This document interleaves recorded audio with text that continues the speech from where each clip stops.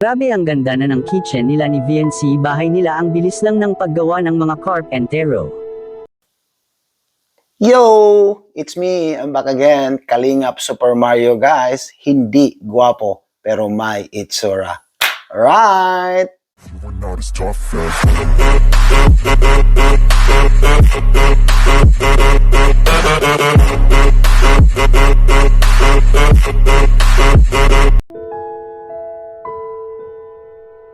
Ay ang bilis. Ang ganda na ng kitchen kina VNC, grabe. Grabe ang ganda na ng kitchen nila ni VNC, bahay nila ang bilis lang ng paggawa ng mga carpentero. Pero bago yun mga kalingap, ay pag-usapan muna natin mga kalingap ang patungkol sa tambalan ngayon nila ni Edo at VNC mga kalingap.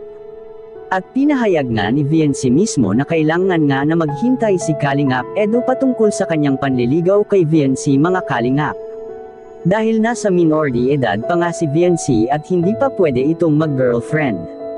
At naipagsabi nga sa nakaraang live ni Kuya Val patungkol sa mga Kalingap Angels, na anytime ay pwede silang makapag-jowa kung ito ang kanilang gusto sa buhay. At kung ito ang kanilang gusto na gagawin dahil sila ang may karapatan para sa kanilang sarili at hindi sa pinagbawalan at pinaghigpitan sila ng Team Kalingap, kaya isinasabi ito ni Kuya Val mga Kalingap. Which is tama rin naman si Kuya Val, alangan naman kung pigilan pa ang isang beneficiary para sa kanyang kagustuhan.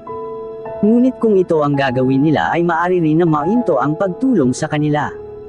Ang mahalaga ay hindi nagkukulang ang Team Kalingap sa pagbigay payo sa kanila na mas mainam na kung sila ay mag-focus at hindi muna ito papasok sa isang relasyon dahil maaring maapektuhan ang kanilang tambalan at lalo na ang kanilang pag-aaral.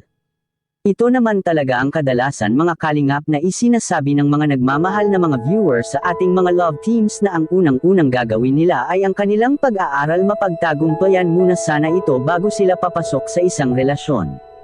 Which is may punto naman ito mga kalingap, at kaya nga si VNC ay may kondisyon ito kay Eds na kailangan muna nitong maghintay ni Eds ng 5 taon para siya ay masagot ni VNC. Ngunit parang malabo na itong 5 taon na sinasabi ni VNC at kondisyon niya kay Eds mga kalingap. Dahil halatang halata naman na si VNC ay napamahal na rin ito kay Kalingap Edo. Siguro kung handa na si VNC pa tungkol dito ay bakit naman hindi niya sasagutin si Eds mga kalingap, na matinong tao naman si Eds. At kasama rin ang pagbo-boyfriend sa buhay ng isang tao, at para ikaw ay matoto sa kung paano at gaano kahirap ang may isang relasyon mga kalingap. At dito rin makikilala nila ang kanilang sarili at isa't isa kung papaano nila pahahalagahan ang kanilang relasyon. Hindi sa nagmamadali po tayo mga kalingap, ngunit ito talaga ang tunay na reality sa buhay ng isang tao. Paano mo masusukat ang mahal mo at malaman kung ano ang kanyang tunay na pagkatao kung hindi mo rin ito sasagutin sa kanyang panliligaw? Samantala, tapos na nga mga kalingap na ma-ribbon cutting ang pabahay ni Kalingap Rab para sa kambal na sila Tristan at Christian. Parang kailan lang na itinigil ang pabahay para kay VNC at para tapusin kina Tristan, at hindi pa nga nakaalis ang Team Kalingap sa bakasyon sa Baguio ay natatapos na itong pabahay para kina Tristan mga kalingap. At ngayon dahil natatapos na ay matagal na palang sinimulan at binalikan ang kina VNC na pabahay. Ito na nga ang pinaka-inaabangan mga kalingap, ang pagtatapos sa pabahay ni Kalingap Rab kay VNC, dahil ito na ang pinakamalaki at pinakamaganda sa lahat mga kalingap na pinapagawa na pabahay ni Kalingap Rab.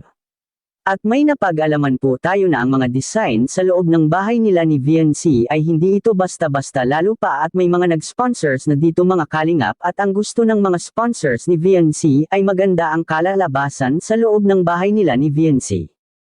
At hindi lang yun, 2 magagarang ilaw ang ikakabit sa kisame nila ni VNC. At ganito pala ang kitchen design nila ni VNC mga kalingap, grabe ang ganda na. Go, go, go.